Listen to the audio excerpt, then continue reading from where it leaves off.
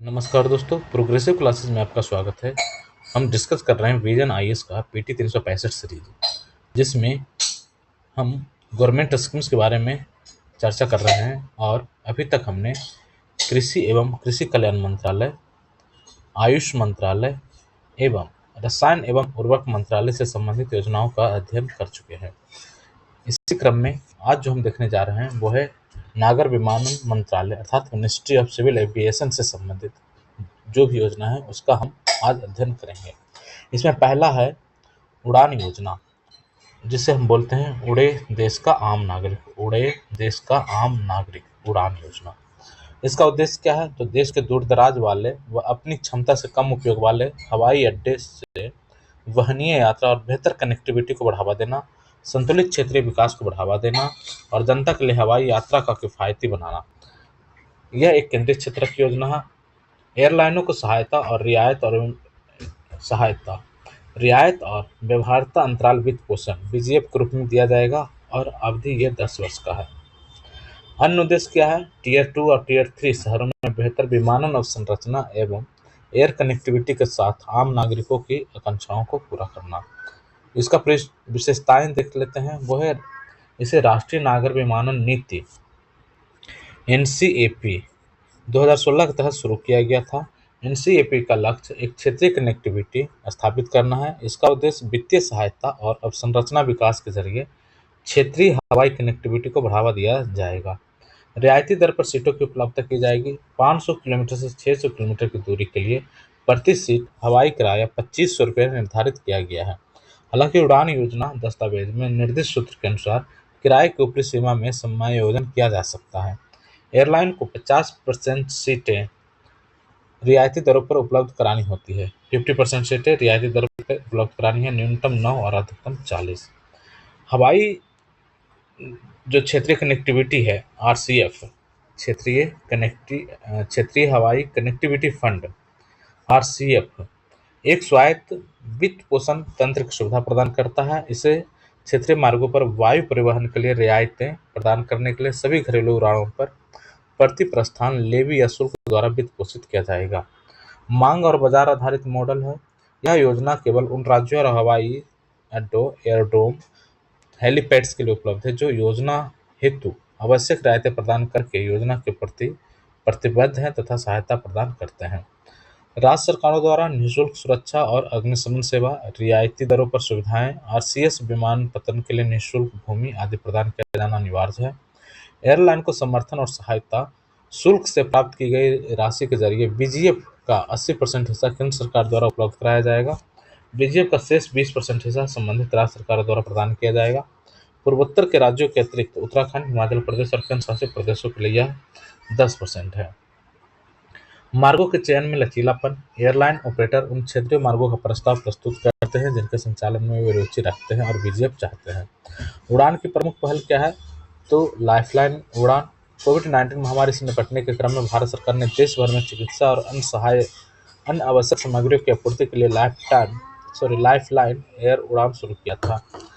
कृषि उड़ान, इसका उद्देश्य कृषि उत्पादों के परिवहन में किसानों की सहायता करना है ताकि अपने कृषि उत्पादों के लिए उन्हें उचित मूल्य मिल सके। इसके तहत पूर्वोत्तर राज्यों और देश के जनजातीय बहुल जिलों के किसानों पर विशेष ध्यान दिया गया है। तीसरा है अंतर्राष्ट्रीय उड़ान। नागर विमानन मंत्रालय ने आईएसीएस की शुरुआत की है। इसका उद्देश्य अंतर्राष्ट्रीय हवाई कनेक्टिविटी स्थापित करने संबंधित राज्य सरकारों के अनुरोधों पर विचार कर उनकी सहायता करना है। तो उड़ान की जो पहले है वो हमने देखा। इसमें है लाइफलाइन उड़ान। इसमें कोविड महामारी के समय में जो भी आवश्यक आपूर्ति था उसके लिए लाइफलाइन उड़ान बनाया गया था। दूसरा है कृषि उड़ान। तो कृषि उत्पादों के परिवहन में किसानों की सहायता करता है। एक है अंतर्राष्ट्रीय उड़ान। तो इसका उद्देश्य अंतर्राष्ट्रीय कनेक्टिविटी, इंटरनेशनल कनेक्टिविटी स्थापित करना है। ठीक है, अब अगला देखते हैं अन्य योजनाएं, स्कीम्स। एक है डीजी यात्रा परियोजना। इसका उद्देश्य हवाई अड्डों पर अलग अलग चेक पॉइंट्स पर कागज रहित यात्रा तथा प्रत्येक बार पहचान की जांच से मुक्ति को सुविधाजनक बनाता है। डीजी यात्रा ये डिजिटल दस्तावेजीकरण है जो आपको यात्रा में सुविधाजनक बनाता है। इसके तहत प्रत्येक यात्री को एक विशिष्ट डीजी यात्रा पहचान पत्र, यूनिक डीजी यात्रा पहचान पत्र प्रदान किया जाएगा। यह स्वैच्छिक है। डीजी यात्रा सेंट्रल इकोसिस्टम बनाने के लिए डीजी यात्रा फाउंडेशन डीजी यात्रा फाउंडेशन की स्थापना की गई है। डीजी यात्रा फाउंडेशन एक संयुक्त उद्यम कंपनी के रूप में कार्य करती है। अगला है योजना है नभ, next generation airports for Bharat. Next generation airport for Bharat, लक्ष्य इसका है 10 से 15 वर्षों में लगभग 100 विमानपत्तनों की स्थापना करना और पीपीपी मॉडल पर इसके लिए आवश्यक निवेश का एक बड़ा भाग निजी क्षेत्र से प्राप्त होगा। नभ, next generation airports for Bharat, इसका फुल फॉर्म हुआ। ठीक है, अगला देखते हैं कोयला मंत्रालय से संबंधित योजना। ये है पहला, शक्ति, भारत में पारदर्शी रूप से कोयले का दोहन और आवंटन करने की नीति। शक्ति स्कीम किसके लिए है? कोयला का जो आवंटन करते हैं उसके लिए है, पारदर्शी तरीके से हो। तो शक्ति का फुल फॉर्म हुआ scheme for harnessing and allocating koyla transparently in India. Scheme for harnessing and allocating koyla transparently in India, ये हो गया शक्ति। इसका उद्देश्य क्या है कि देश के सभी ताप विद्युत संयंत्रों को पारदर्शी व वस्तुनिष्ठ तरीके से कोयला उपलब्ध करवाना, साथ ही यह सुनिश्चित करना कि कोयला लिंकेज या लाभ अंतिम उपभोक्ताओं को प्राप्त हो सके। पूर्ववर्ती आश्वासन पत्र, ईंधन आपूर्ति समझौता व्यवस्था को चरणबद्ध तरीके से समाप्त किया जाएगा। यह नीति कोयले के नीलामी के माध्यम से एफएसए या लिंकेज की कमी वाले ताप विद्युत संयंत्रों को कोयला लिंकेज प्रदान करता है। यह ऊर्जा उत्पादकों को सस्ता कोयला प्रदान करने और उत्पादन की लागत कम करने में सहायता प्रदान करता है। कोयला वितरण पॉलिसी 2007 ऊर्जा क्षेत्र के लिए कोयला लिंकेज को शासित करता है। प्रमुख लाभार्थी और लाभ, तो विद्युत कंपनियां हैं सुनिश्चित कोयला आपूर्ति के लिए, उपभोक्ता के लिए बिजली की कम लागत, देशज कोयला क्षेत्रक और बैंकिंग क्षेत्रक, ये सारी प्रमुख लाभार्थी एवं लाभ है। तो ये हम देख रहे हैं कोयला मिनिस्ट्री का जो पहला योजना है वो है शक्ति। शक्ति किसके लिए है? एलोकेटिंग ऑफ कोयला transparently, schemes for harnessing and allocating koyla transparently in India, ये इसका फुल फॉर्म हुआ सकते। अगला देखते हैं उत्तम, UTTAM। उत्तम का फुल फॉर्म क्या हुआ? Unlocking transparency by third party assessment of mined coal. Unlocking transparency by third party assessment of mined coal. Uttam, कोयला मंत्रालय एवं कोल इंडिया लिमिटेड द्वारा उत्तम ऐप को विकसित किया गया है। यह ऐप कोल इंडिया लिमिटेड की सभी सहायक कंपनियों में तृतीय पक्ष आधारित नमूना प्रक्रिया की निगरानी में सभी नागरिकों तथा कोयला उपभोक्ताओं को सक्षम बनाता है। यह एक अंतरक्रियात्मक मानचित्र आधारित प्रणाली है। यह गुणवत्ता संबंधी मानकों के लिए विविध सहायक कंपनियों के पास विद्यमान कोयले की गुणवत्ता की समग्र कवरेज प्रदान करता है। तो दो योजना हमने कोयला मंत्रालय संबंधी देख लिया, शक्ति और उत्तम। शक्ति और उत्तम, एक शक्ति जो किसके लिए था? Harnessing and allocating koyla transparently in India. और उत्तम किसके लिए? Unlocking transparency by third parties assessment of mined coal. ठीक है, अगला देखते हैं कोयला खान निगरानी और प्रबंधन प्रणाली, coal mine surveillance and management system. Coal mine surveillance and management system, CMSMS। यह एक वेब आधारित GIS एप्लीकेशन है। इसके माध्यम से अनधिकृत खनन स्थलों की स्थिति का पता लगाया जाएगा।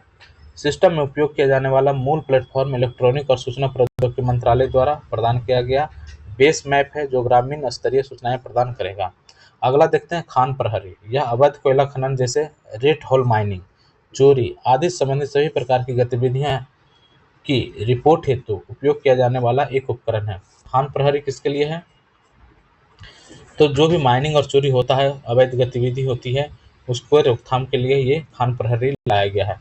कोई भी व्यक्ति घटना की जियो टैग की गई तस्वीरों के साथ लिखित सूचना को सीधे सिस्टम में अपलोड कर सकता है और शिकायतकर्ता की पहचान को प्रकट नहीं किया जाएगा।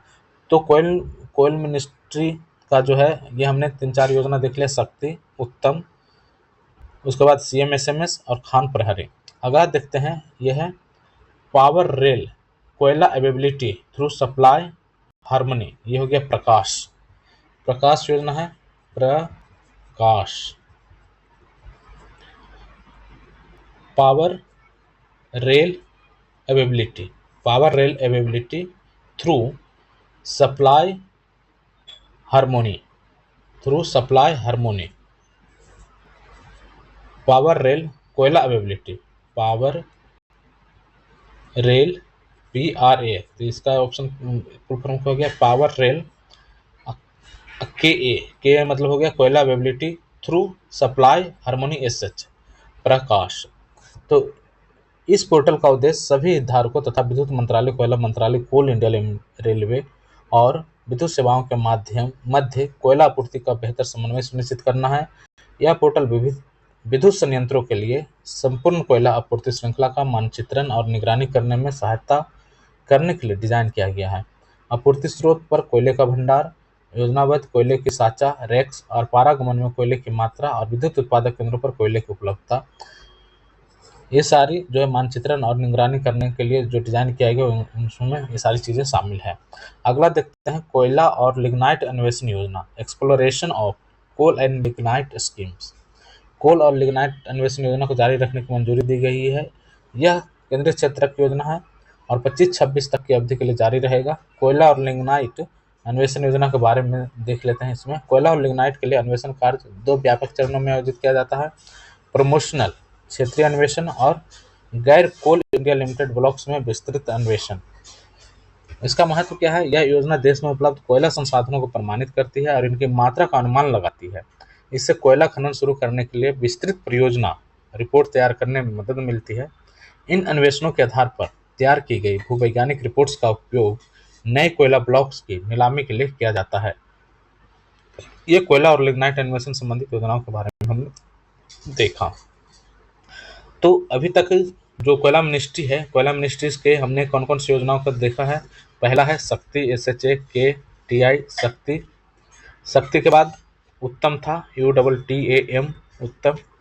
फिर एक था CM SMS, फिर था कोल प्रहरी या खान प्रहरी था, खान प्रहरी।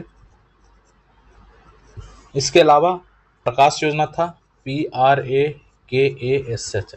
इतना सफिशियंट है एक मिनिस्ट्री के बारे में। यदि इतना सारे योजनाओं को याद रखते हैं और खास करके मेंस में यदि इसको मेंशन करते हैं जहाँ पे आवश्यकता है, तो ये हमारे लिए बहुत अच्छा है। अगला देखते हैं वाणिज्य एवं उद्योग मंत्रालय, ministry of commerce and industry. Ministry of commerce and industry की जो योजना है उसको हम देखेंगे। भारत में व्हाइट गुड्स, एयर कंडीशनर्स और LED लाइट्स के विनिर्माताओं के लिए उत्पादन से संबंधित प्रोत्साहन योजना, PLI schemes for white goods, PLI schemes for white goods, air conditioners and LED lights manufacturers in India. तो ये जो एयर कंडीशनर्स, AC और LED लाइट्स जो बनाते हैं, जिसको हम व्हाइट गुड्स कहते हैं, इसका जो मैन्युफैक्चरिंग होता है इंडिया में, उसके लिए PLI स्कीम लाया गया है। यह केंद्रीय क्षेत्र की योजना है। इसका उद्देश्य व्हाइट गुड्स के संदर्भ में आत्मनिर्भरता प्राप्त करना तथा आयात निर्भरता को कम करना। कार्यान्वयन एजेंसी कौन है इसकी? उद्योग संवर्धन और आंतरिक विभाग, DPIIT। और वित्त अवधि इसका क्या है? 2021-22 से 28-29। अन्य उद्देश्य क्या है? तो व्हाइट गुड्स की विनिर्माण मूल्य श्रृंखलाओं में घरेलू विनिर्माण को बढ़ावा देना और व्यापक निवेश को आकर्षित करना तथा क्षेत्रगत कमियों का निवारण करना, उन्हें बृहद पैमाने पर किफायती बनाना, निर्यात में वृद्धि करना। ठीक है, तो इसका उद्देश्य हमने देख लिया। घरेलू विनिर्माण को बढ़ावा देना है, निवेश को आकर्षित करना है, क्षेत्रगत कमियों का निवारण करना है और बृहद पैमाने पर किफायती बनाना है और निर्यात में वृद्धि करना है। व्हाइट गुड्स के मैन्युफैक्चरिंग के लिए योजना लाई गई है, PLI स्कीम से है। अगला देखते हैं प्रमुख विशेषताएं। तो विषय क्षेत्र इसका देखते हैं क्या है। योजना के तहत भारत में लक्षित खंडों में विनिर्माण के लिए ब्राउन फील्ड या ग्रीन फील्ड में निवेश करने वाली कंपनियों को प्रोत्साहन प्रदान करना, ये विषय क्षेत्र हुआ। वित्तीय प्रोत्साहन में क्या है? तो वृद्धिशील बिक्री पर 4 से 6% का प्रोत्साहन प्रदान किया जाता है। वृद्धिशील बिक्री पर 4 से 6% का प्रोत्साहन प्रदान किया जाता है। आधार वर्ष 2019-20। प्रोत्साहन की अवधि क्या है? 5 वर्ष और 1 वर्ष की गेस्टेशन अवधि। इस योजना के लिए वित्त की उपलब्धता सीमित है। कैबिनेट द्वारा स्वीकृत राशि के आधार पर प्रोत्साहनों के लिए कुल भुगतान की सीमा निर्धारित की जाएगी। निगरानी इसका मंत्रिमंडलीय सचिव की अध्यक्षता में सचिवों का अधिकार प्राप्त समूह पीएलआई योजना की निगरानी करता है। इसके पात्र निवेश कौन है? तो एसी के अंतर्गत लक्षित खंड, एयर कंडीशनर, उच्च मूल्य की मध्यवर्ती वस्तुएं, निम्न मूल्य की मध्यवर्ती वस्तुएं। एसी के अंदर एसी के अंतर्गत लक्षित खंड कौन सा है? एयर कंडीशनर है। उच्च मूल्य की मध्यवर्ती वस्तुएं और निम्न मूल्य की मध्यवर्ती वस्तुएं। एलईडी के अंतर्गत एलईडी प्रकाश उत्पाद, एलईडी प्रकाश उत्पाद के घटक। और तीसरा है केवल तैयार वस्तुओं की असेंबली की प्रक्रिया को प्रोत्साहित नहीं किया जाएगा। केवल तैयार वस्तुओं की असेंबली की प्रक्रिया को प्रोत्साहित नहीं किया जाएगा, अन्य वस्तुओं को भी प्रोत्साहन इसमें किया जाएगा। ठीक है, ये हो गया पात्र निवेश। अगला देखते हैं स्टार्टअप इंडिया। यह एक केंद्रीय क्षेत्र की योजना है, नवाचार और स्टार्टअप्स को पोषित करता है। केंद्रीय एजेंसी इसका कौन है? क्रियान्वयन एजेंसी कौन है? उद्योग संवर्धन और आंतरिक व्यापार विभाग, इंटरनल ट्रेड डिपार्टमेंट है। इंटरनल ट्रेड डिपार्टमेंट इसको देखता है। उद्योग संवर्धन और आंतरिक व्यापार विभाग। अपवर्जन किसी भी मौजूदा संस्था के विभाजन या पुनर्निर्माण द्वारा गठित की गई किसी संस्था को योजना का लाभ नहीं मिलेगा। अन्य उद्देश्य भारत में स्टार्टअप संस्कृति को उत्प्रेरित करना तथा नवाचार और उद्यमिता के लिए एक मजबूत और समावेशी परितंत्र का निर्माण करना। इसका अन्य उद्देश्य हो गया स्टार्टअप्स का। स्टार्टअप्स को लाभ, कर में छूट, वित्त पोषण के मामले में सरकार की ओर से अप्रत्यक्ष सहायता, सार्वजनिक खरीद में स्टार्टअप्स को प्राथमिकता देना। तो स्टार्टअप्स के लाभ क्या है? तो एक तो टैक्स में छूट मिलता है, वित्त पोषण के मामले में सरकार की ओर से अप्रत्यक्ष सहायता मिलता है, और सार्वजनिक खरीद में स्टार्टअप्स को प्राथमिकता दी जाती है। स्टार्टअप्स के लिए पात्रता कौन है? तो देखते हैं। एक स्टार्टअप को प्राइवेट लिमिटेड कंपनी या साझेदारी फर्म या एक सीमित देयता भागीदारी एलएलपी के रूप में पंजीकृत होना चाहिए। एलएलपी के रूप में जो इसके लिए पात्र होगा वो एक एलएलपी हो सकता है जो रजिस्टर्ड हो एलएलपी के रूप में, या कोई प्राइवेट लिमिटेड कंपनी हो सकता है। टर्नओवर विगत किसी भी वित्तीय वर्ष में कुल टर्नओवर 100 करोड़ रुपए से अधिक नहीं होना चाहिए। किसी भी वित्तीय वर्ष में कुल टर्नओवर 100 वर्ष से अधिक का नहीं होना चाहिए, 100 करोड़ से अधिक नहीं होना चाहिए। कार्यकाल इसका निगमीकरण की तिथि से 10 वर्ष पूर्ण होने तक ही स्टार्टअप माना जाएगा। निगमीकरण जब हुआ है उस तिथि से 10 वर्ष तक ही स्टार्टअप माना जाएगा। कार्य क्या है? स्टार्टअप को मौजूदा उत्पादों, सेवाओं और प्रक्रियाओं के नवाचार, सुधार की दिशा में कार्य करना चाहिए। साथ ही इसमें रोजगार, धन सृजित करने की क्षमता होनी चाहिए। स्टार्टअप उसी को माना जाएगा जो मौजूदा उत्पादों, सेवाओं और प्रक्रियाओं में नवाचार लाता है, उसमें सुधार की दिशा में कार्य करता है। साथ ही इसमें रोजगार, धन सृजित करने की क्षमता होना चाहिए। अपवर्जन किसी भी मौजूदा संस्था के विभाजन या पुनर्निर्माण द्वारा गठित की गई किसी संस्था को स्टार्टअप नहीं माना जाएगा। अब कोई भी मौजूदा संस्था है, उसका विभाजन हुआ है या उसका पुनर्निर्माण हुआ है और वो मान ली 100 करोड़ रुपये से अधिक का टर्नओवर नहीं रखता है, तब भी उसे स्टार्टअप्स नहीं माना जाएगा जो मौजूदा संस्था का विभाजन या पुनर्निर्माण से बना है। स्टार्टअप्स उसी को माना जाएगा जो एक प्राइवेट लिमिटेड कंपनी के साझेदार के रूप में, प्राइवेट लिमिटेड कंपनी या साझेदार के रूप में या एलएलपी के रूप में रजिस्टर्ड होना चाहिए। 100 करोड़ से अधिक का टर्नओवर नहीं होना चाहिए विगत किसी भी वित्तीय वर्ष में। उसका कार्यकाल 100 वर्ष, उसका कार्यकाल निगमीकरण की तिथि से 10 वर्ष पूर्ण होने तक यह स्टार्टअप माना जाएगा। और उसका कार्य जो होना चाहिए वो मौजूदा उत्पाद या सेवा या प्रक्रिया जो भी उसमें नवाचार हो, सुधार की दिशा में कार्य कर रहा हो और धन तथा रोजगार सृजित करने की क्षमता रखता हो। स्टार्टअप्स के समर्थन हेतु प्रमुख स्तंभ, सरलीकरण और आरंभिक समर्थन। स्टार्टअप्स के समर्थन हेतु प्रमुख स्तंभ, तो इसको काफ़ी सरल बनाया गया है। इसको प्रारंभ में काफ़ी सपोर्ट मिलता है। स्व प्रमाणन, ताकि विनियामक बोझ को कम किया जा सके, स्व प्रमाणन भी है। आसान अनुपालन है, आसान निकास की प्रक्रिया है। सूचना की विषमता को कम करने हेतु एक वेबसाइट भी लॉन्च किया गया है। उद्भावन और उद्योग, शैक्षणिक जगत भागीदारी, ये सब है। कई इंक्यूबेटर और नवाचार वेधशालाओं, समारोह, प्रतियोगिताओं, अनुदान का सृजन करना। नीति आयोग के स्वरोजगार और प्रतिभा उपयोग कार्यक्रम के साथ अटल नवाचार मिशन का शुभारंभ किया गया है। स्टार्टअप्स के लिए ही अटल नवाचार मिशन का भी शुभारंभ किया गया है। इसमें देखते हैं वित्त पोषण और प्रोत्साहन। तो आयकर और पंजीकृत लाभ पर कर छूट प्रदान की जाती है। इनकम टैक्स और पूंजीगत लाभ पर छूट प्रदान किया जाता है।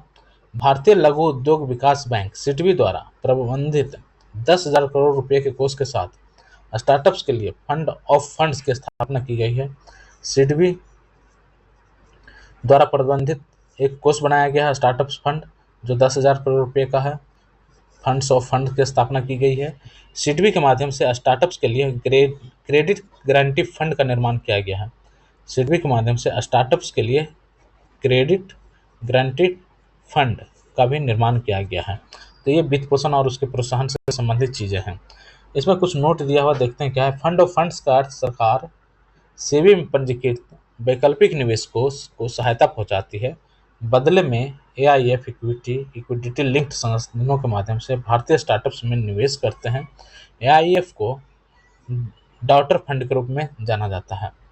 डॉटर फंड, एआईएफ को डॉटर फंड के रूप में जाना जाता है। देखिए, फंड ऑफ फंड्स जो लिखा था उसके बारे में कहा जा रहा है कि फंड ऑफ फंड्स का अर्थ क्या है कि जैसे 10,000 करोड़ का फंड बनाया गया है, तो उसके साथ स्टार्टअप्स के लिए फंड ऑफ फंड्स की स्थापना की गई है। तो फंड ऑफ फंड्स क्या है? तो फंड ऑफ फंड्स का अर्थ है कि सरकार सेबी में पंजीकृत वैकल्पिक निवेश कोष अल्टरनेटिव इन्वेस्टमेंट फंड को सहायता पहुंचाती है। अब बदले में एआईएफ इक्विटी लिंक्ड साधनों के माध्यम से भारतीय स्टार्टअप्स में निवेश करते हैं। स्टार्टअप्स में निवेश कौन करेगा? एआईएफ। तो एआईएफ को डॉटर फंड के रूप में भी जाना जाता है। ठीक है, अगला देखते हैं। अन्य योजनाएं। Startup India seed fund scheme. Startup India seed fund scheme 2021 में शुरू किया गया। योग इनक्यूबेटर्स के माध्यम से पात्रता प्राप्त स्टार्टअप्स को वित्तीय सहायता प्रदान करना। योग इनक्यूबेटर्स के माध्यम से पात्रता प्राप्त स्टार्टअप्स को वित्तीय सहायता प्रदान करना। स्टार्टअप्स 70 लाख रुपए तक प्राप्त कर सकते हैं। इनक्यूबेटर्स 5 करोड़ रुपए तक प्राप्त कर सकते हैं। वित्तीय सहायता का उद्देश्य क्या है? प्रूफ ऑफ कॉन्सेप्ट, प्रोटोटाइप विकास, उत्पाद परीक्षण, बाजार में प्रवेश व वाणिज्यीकरण। स्टार्टअप्स के लिए पात्रता डीपीआईटी द्वारा मान्यता प्राप्त हो, 2 वर्ष स्थापित हुए हों, 10 लाख रुपए से अधिक की मौद्रिक सहायता प्राप्त नहीं की हो। इनक्यूबेटर्स के लिए पात्रता क्या है? यह कानूनी रूप से स्थापित संस्था हो, कम से कम 2 वर्ष से परिचालन में हो, कम से कम 25 व्यक्तियों को बैठने की सुविधा होनी चाहिए और भौतिक रूप से इंक्यूबेशन से गुजरने वाले कम से कम 5 स्टार्टअप्स होने चाहिए। प्राथमिकता प्राप्त क्षेत्र, सामाजिक प्रभाव, अपशिष्ट प्रबंधन, जल प्रबंधन, वित्तीय समावेशन आदि। ऐसे जो क्षेत्र हैं सामाजिक प्रभाव उत्पन्न करने वाले, अपशिष्ट प्रबंधन वाले, जल प्रबंधन, वित्तीय समावेशन आदि वाले प्राथमिकता प्राप्त क्षेत्र रखें। यह स्टार्टअप्स को एंजल निवेशकों या उद्यम पूंजीपतियों से निवेश जुटाने या ऋण प्राप्त करने में सक्षम बनाता है। एंजल निवेशक या उद्यम पूंजीपतियों से निवेश जुटाने या ऋण प्रदान प्राप्त करने में सक्षम बनाता है। ठीक है, एक जिला एक उत्पाद, 1 डिस्ट्रिक्ट 1 प्रोडक्ट। देश के लिए सभी जिला में संतुलित क्षेत्रीय विकास को बढ़ावा देना। 1 डिस्ट्रिक्ट 1 प्रोडक्ट का क्या उद्देश्य है कि देश के सभी जिलों में संतुलित क्षेत्रीय विकास को बढ़ावा देना।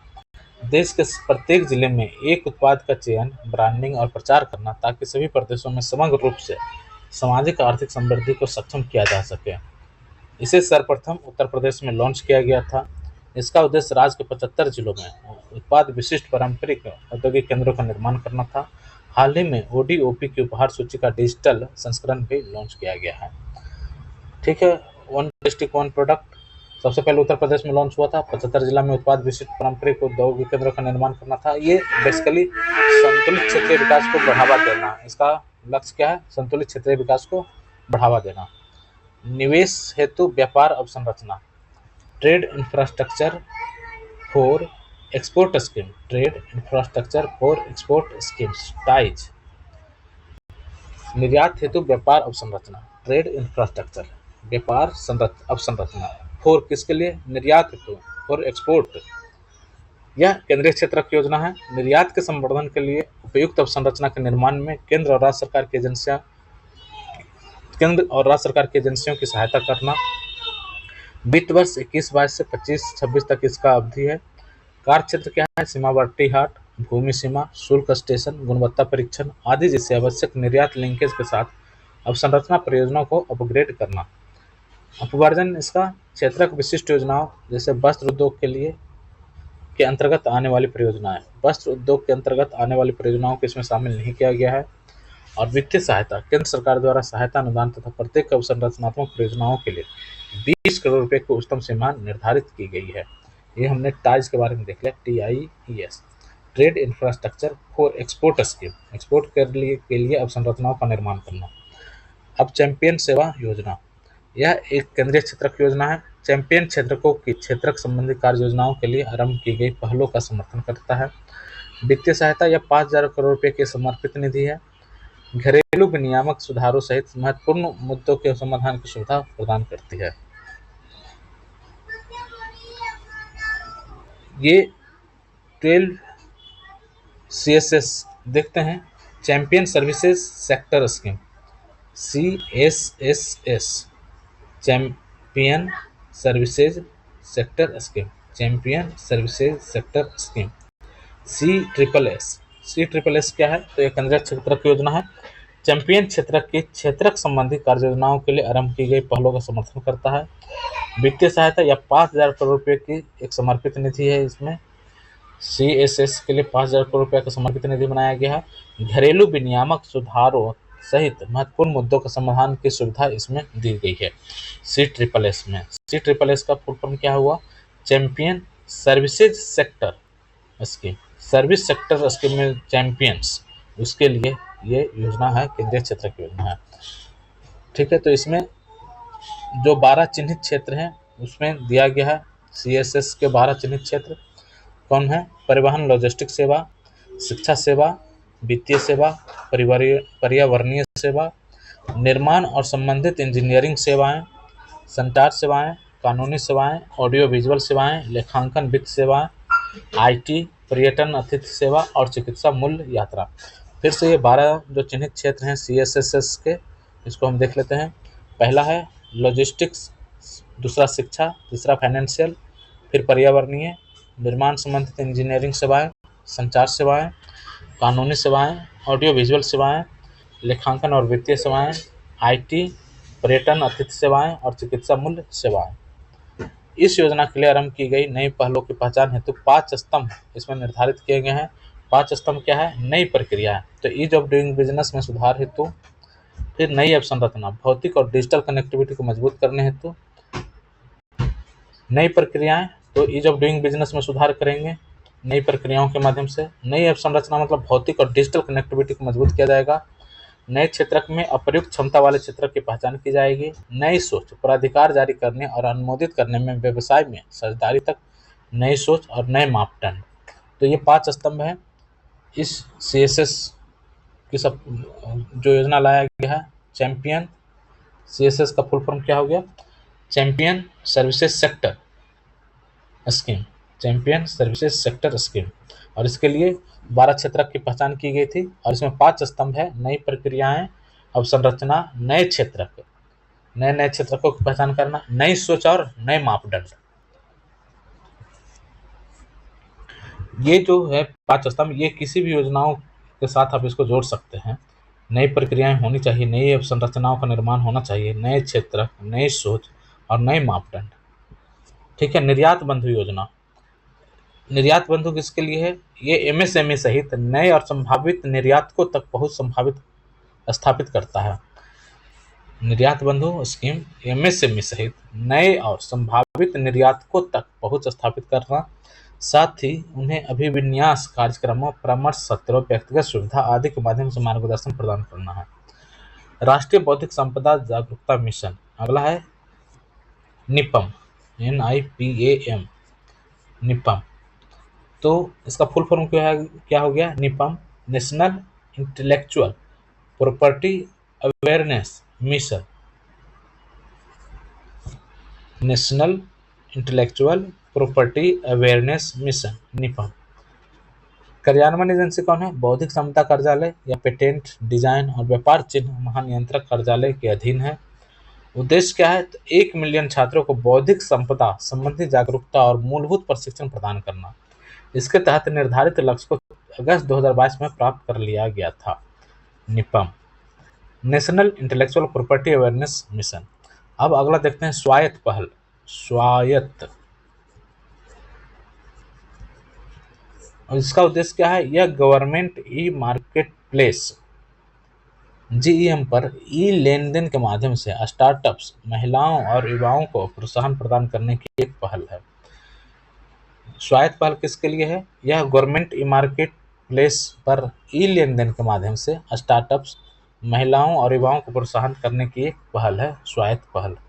अगला देखते हैं उत्तर पूर्व औद्योगिक विकास योजना, north east industrial development scheme. North east industrial development scheme needs, NEIDS, north east industrial development scheme. इसका उद्देश्य क्या है? पूर्वोत्तर राज्यों में औद्योगिकरण को बढ़ावा देना, साथ ही रोजगार और आय सृजन को प्रोत्साहित करना। पूर्वोत्तर राज्यों में औद्योगिकरण को बढ़ावा देना और साथ ही जो नॉर्थ ईस्ट का ये योजना है, north east industrial development scheme, north east में इंडस्ट्रियल डेवलपमेंट करने के लिए स्कीम लाया गया है, north east industrial development scheme. तो इसका उद्देश्य क्या हो गया? पूर्वोत्तर राज्य में औद्योगिकरण को बढ़ावा देना, साथ ही रोजगार और आय सृजन को प्रोत्साहित करना। शामिल क्षेत्र कौन है? विनिर्माण और सेवा क्षेत्र। प्रौद्योगिकी का उपयोग प्रस्तावों को प्रक्रियागत करने व अनुमोदित करने और भुगतान करने में। ठीक है, तो NIDS के प्रमुख लाभ देखते हैं। तो ऋण तक पहुंच हेतु केंद्रीय पूंजीगत निवेश, ऋण तक पहुंच हेतु केंद्रीय पूंजीगत निवेश प्रोत्साहन, केंद्रीय ब्याज प्रोत्साहन, केंद्रीय व्यापक बीमा प्रोत्साहन, आयकर प्रतिपूर्ति, GST प्रतिपूर्ति, रोजगार प्रोत्साहन और पर्यावरण प्रोत्साहन।